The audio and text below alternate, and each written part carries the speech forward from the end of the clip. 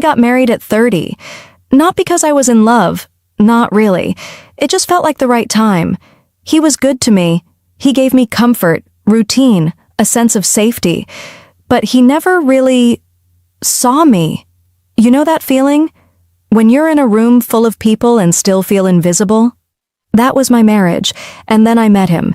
His name was Jonathan. He was 20. God, just a kid, really.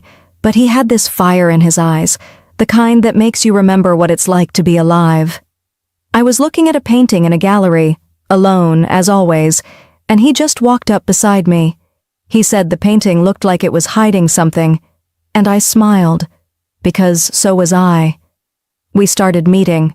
First it was coffee, then long walks, then late nights. He listened to me, really listened. He made me laugh, made me forget I was someone's wife, someone expected to stay in her box. I did what I never thought I would. I broke my vows. I broke his trust. I broke everything. When my husband found out, he didn't yell. He didn't even ask why. He just said, "You've already made your choice." And he walked away. Jonathan and I thought we could build something out of the ashes. For a moment, I believed we would. He said he loved me. He said we didn't need anyone else. But passion burns too hot. And young hearts, they wander. A few months later, he started drifting. No calls, no messages. I asked if he was okay. He said he needed space. Space turned into silence. And just like that, he was gone. I gave up everything. My marriage, my name, my peace. For a boy who didn't even know what he wanted. But don't hate him, and don't pity me, because I've learned something. Sometimes we chase love because we've forgotten how to love ourselves. I was looking for someone to tell me I mattered. I should have been telling that to myself all along. I'm not here to defend what I did. I'm just here to say it out loud, because silence was killing me more than the truth ever could. But healing doesn't come in clean lines. It comes in waves. Some days I felt strong. Other days, I found myself staring at my phone, hoping Jonathan had changed his mind. He never did. You know, I spent weeks trying to understand what went wrong. Was I too much? Not enough?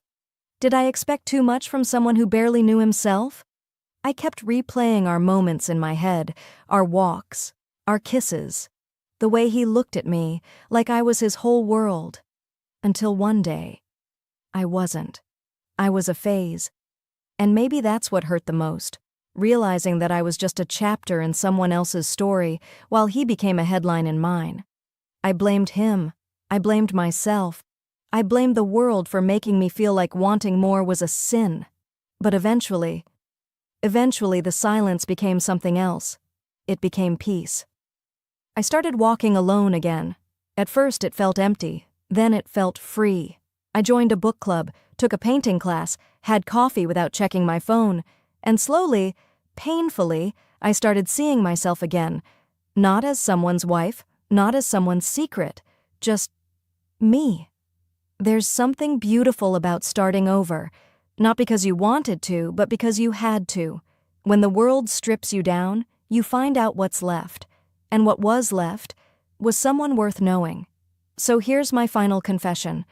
I loved recklessly. I hurt people. I got hurt. But I lived. And I forgive myself. If you're watching this and you've been through your own storm, maybe you're in the middle of it now, please listen to me. You will survive.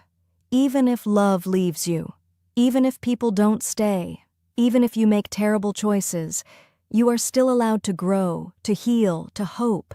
I used to think love would save me, but it turns out I had to save myself.